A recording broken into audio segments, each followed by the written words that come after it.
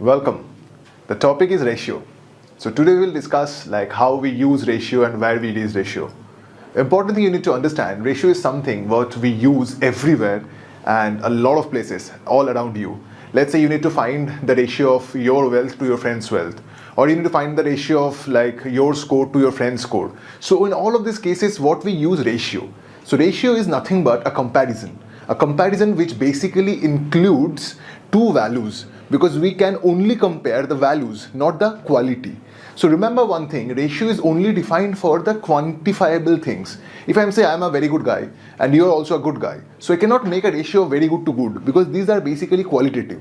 So what I need to understand, ratio is defined on for quantities only. The next thing we need to understand in ratio, so exactly what is ratio, where we use ratio, and what exactly are some famous ratio and where we can see all the ratio in this universe also. So let's begin. So you can see I have already discussed where we can use ratio. So ratio we can use in everywhere, anywhere you need comparison, we use ratio. Anywhere you need something let's say comparing your salary to your friend's salary, comparing your height to your friend's height, comparing your weight to your friend's weight. So anywhere when there is quantities defined and similar kind of thing, we use ratio. Sometimes we also use ratio in certain another thing also, which is basically the weight-height ratio.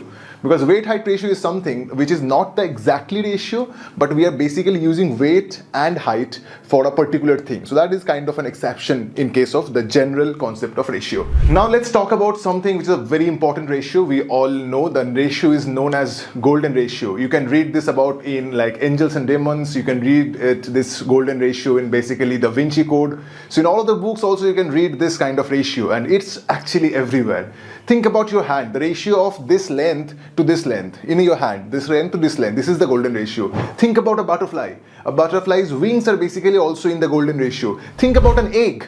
The egg is basically the top and the bottom is also in the golden ratio. And think about something else in universe, everything we are having in golden ratio. Not only that, if you see about the Mona Lisa, the picture made by Leonardo da Vinci, one of the best creation, that is also basically being maintained by golden ratio. This height, your facial expression, all of these things we are basically using this golden ratio everywhere.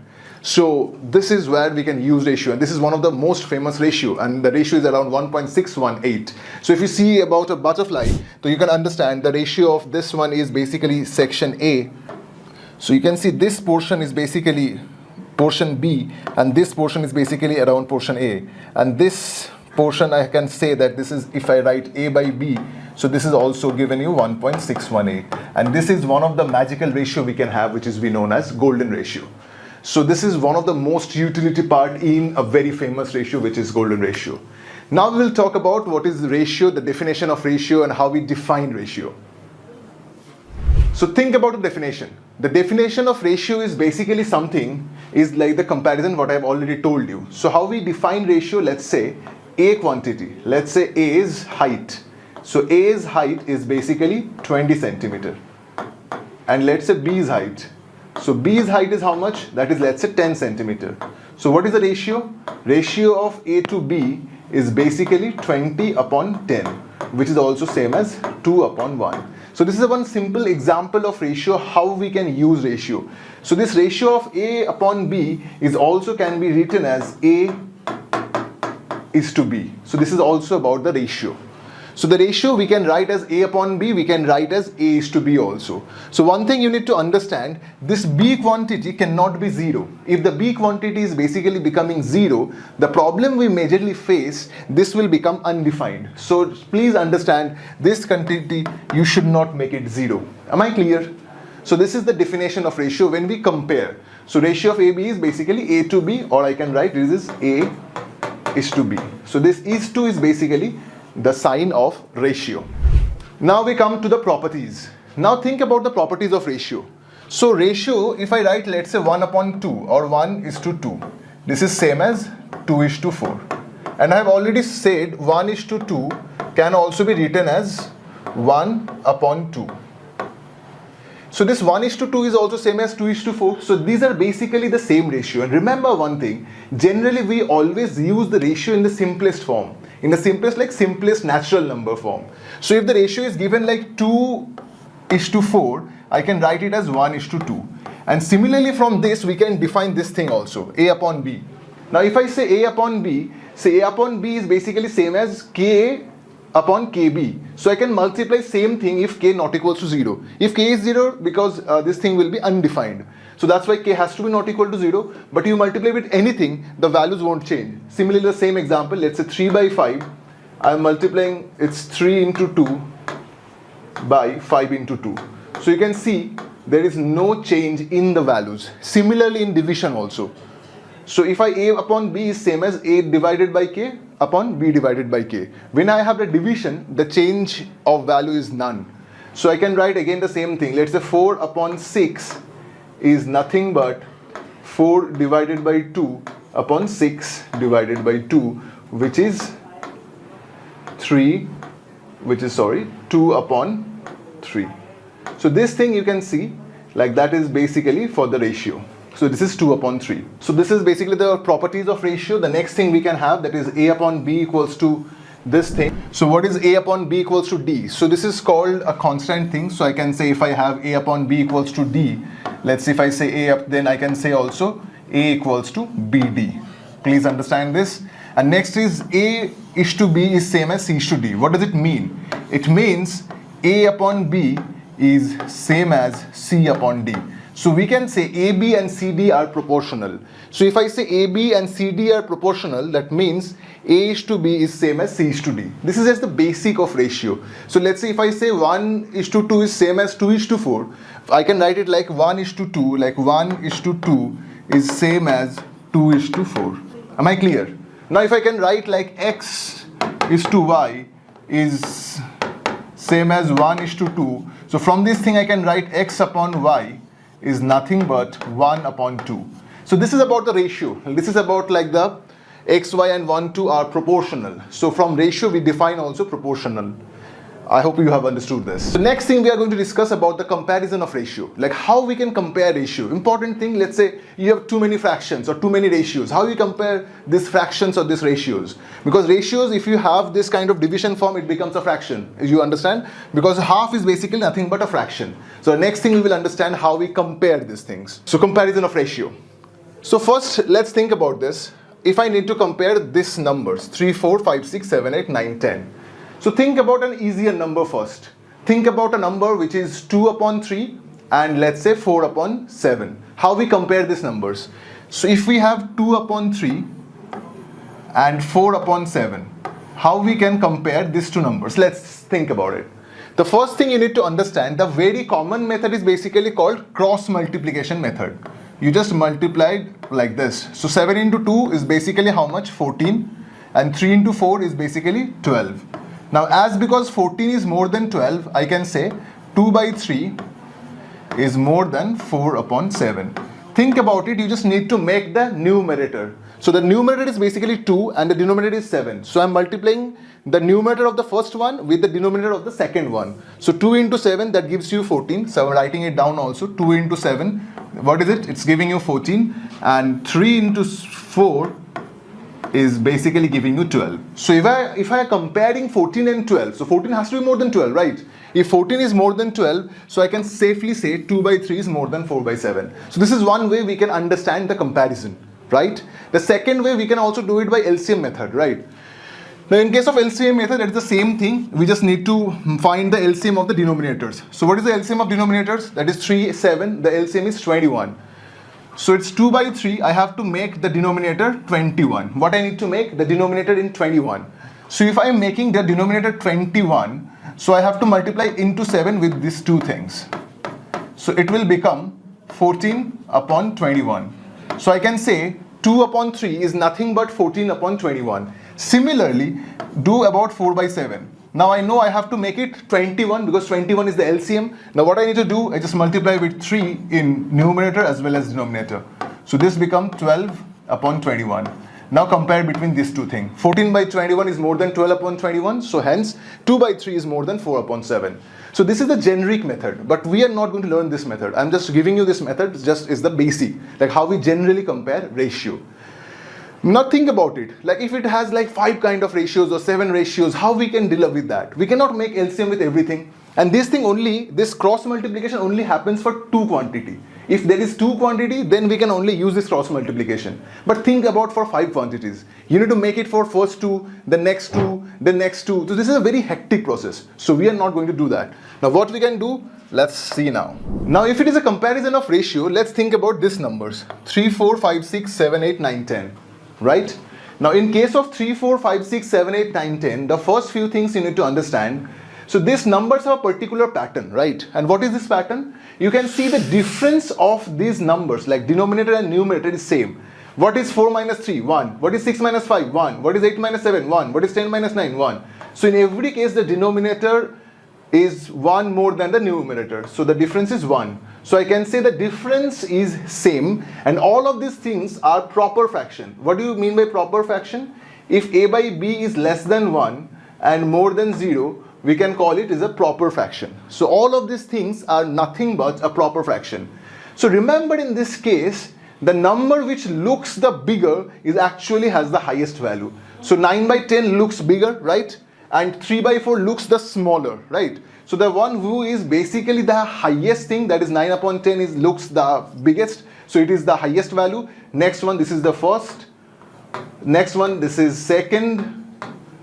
This is third.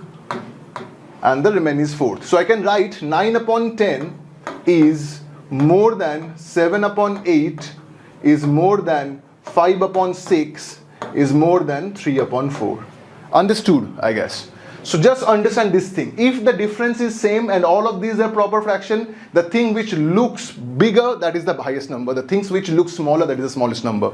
You can think about it also. 9 upon 10 is 90%. 7 upon 8 is how much? 87.5%. 5 upon 6 is around 84%. 3 upon 4 is 75%. So you can see that we can also use this thing also. Sometimes we can use percentage also, but in ratio, I'm just giving you the methods for ratio. So the next thing, obviously, like the concept behind this. This is the concept. The concept is if a upon b is less than 1, that means it's a proper fraction, right? It's a proper fraction. So if a upon b is less than 1, so I can say a plus x upon b plus x is more than a by b, where x is more than 0. Very important thing. So just take this example.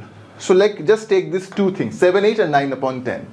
So I can say 7 plus 2 upon 8 plus 2, right? 7 plus 2 upon 8 plus 2 has to be more than 7 upon 8. Am I clear? Now what is a? This one is a, this is b, and this is x. And this is x. So I can say a upon b is basically more than a plus x upon b plus x is basically more than a upon b. So 7 plus 2 by 8 plus 2 is more than 7 upon 8. So I can write 9 upon 10 is more than 7 upon 8. So by using this logic also, I can say this is in this order. So it is like from decreasing order, 9 upon 10, 7 upon 8, 5 upon 6, 3 upon 4. So that's how it happens. Am I clear? I hope you guys have understood this. Now the next thing in comparison of ratio, yes, obviously it can be improper fraction also. Now what is improper fraction? Improper fraction is something where the denominator is more than numerator. So if I say a by b is more than 1, you understand what I'm saying? A upon b is more than 1. So this thing is basically known as improper fraction.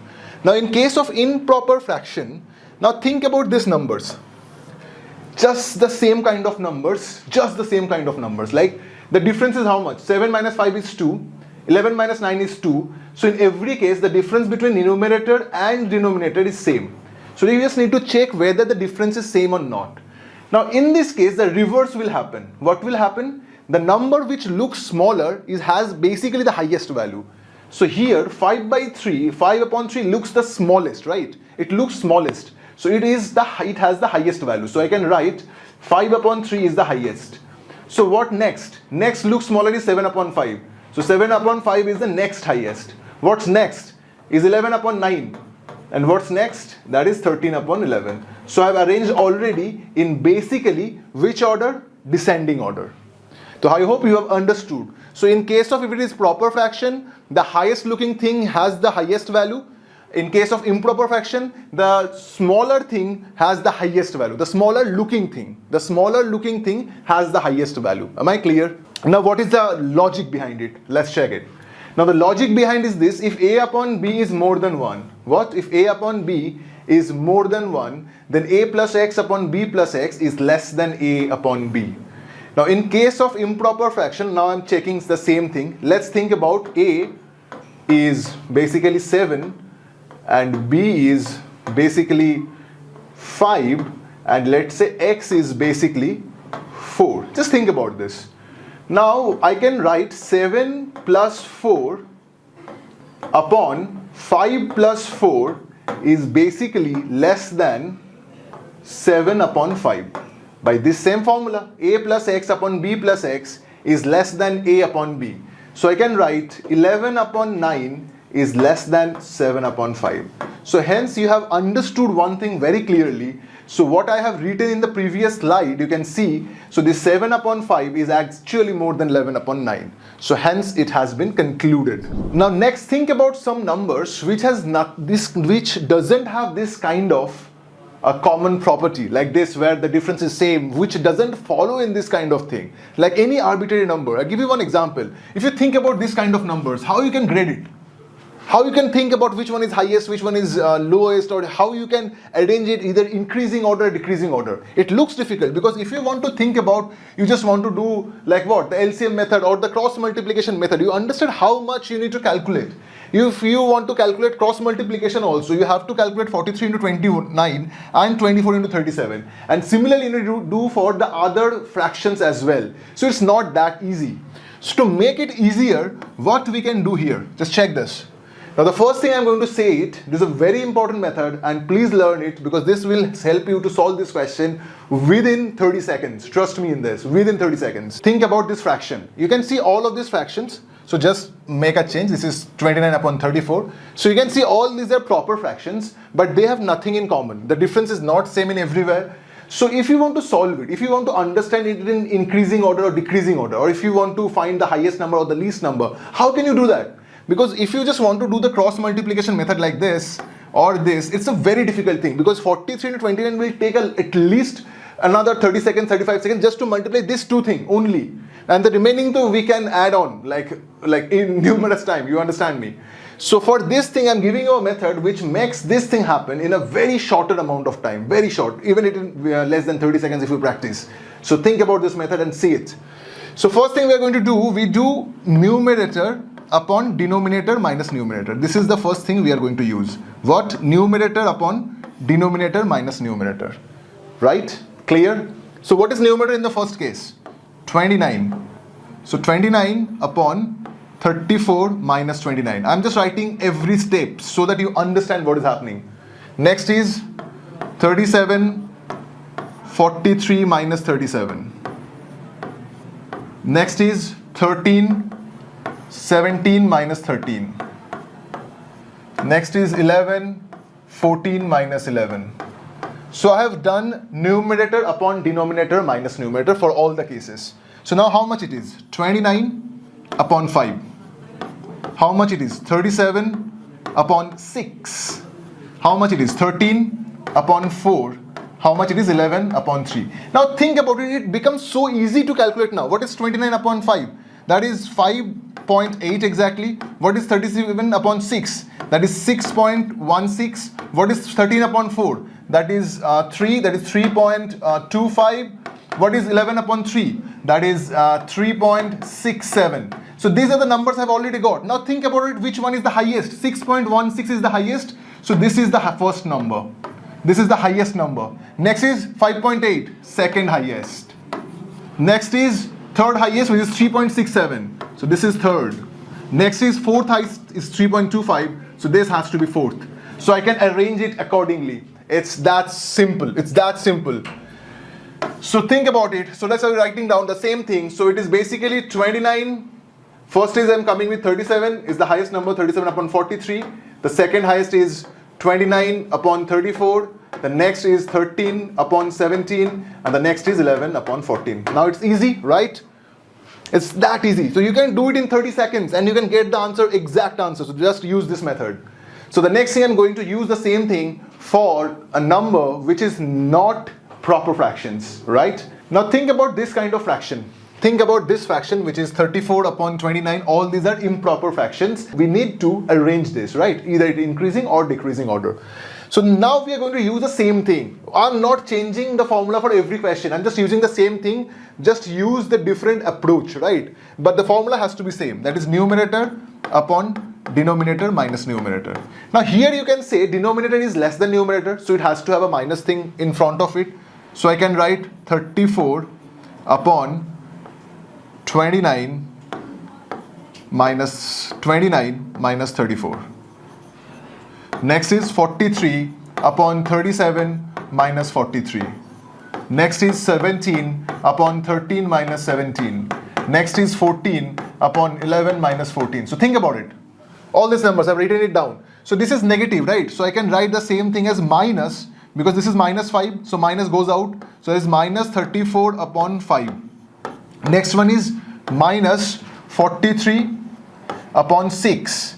Minus 17 upon 4 and minus 14 upon 11, right? Sorry, 14 upon 3. Am I clear? So all of these things are negative. Why it is negative? Because the denominator is less than numerator, so it becomes negative. So now think about like what is the value of this thing. So the value of this thing is basically nothing but 6.8. Next is 43 upon 6, that is minus 7.16. Next is 17 upon 4, which is minus 4.25.